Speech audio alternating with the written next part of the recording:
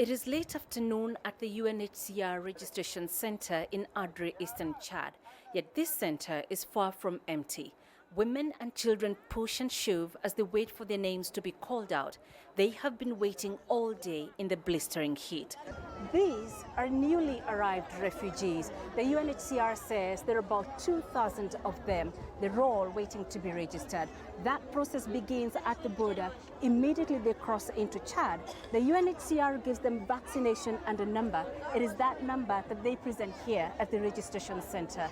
Now, on any given day, the UNHCR manages to register about 1,000 of them, but they're long days, especially for the refugees, some of them with small children.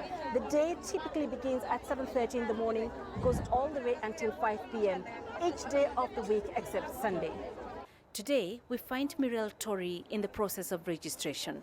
She fled her home in El Geneina, Sudan, after a grenade was thrown at her house and killed one of her children. She arrived with 4 other children who survived. When I arrived in Chad, I had nothing, so I looked for a job and got employed by a local family to till their land. I used that money to feed my children.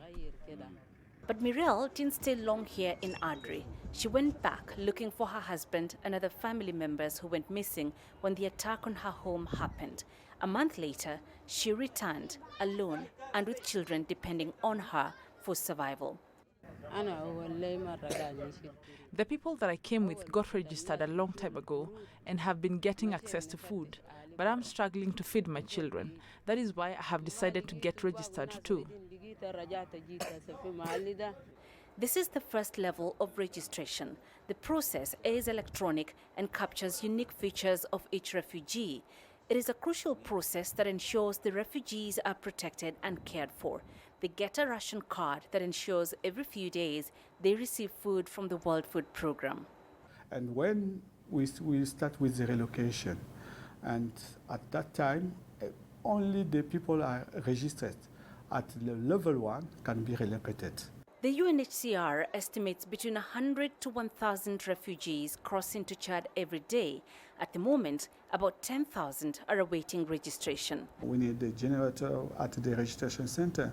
So now we are using the backup with the power bank, the big one.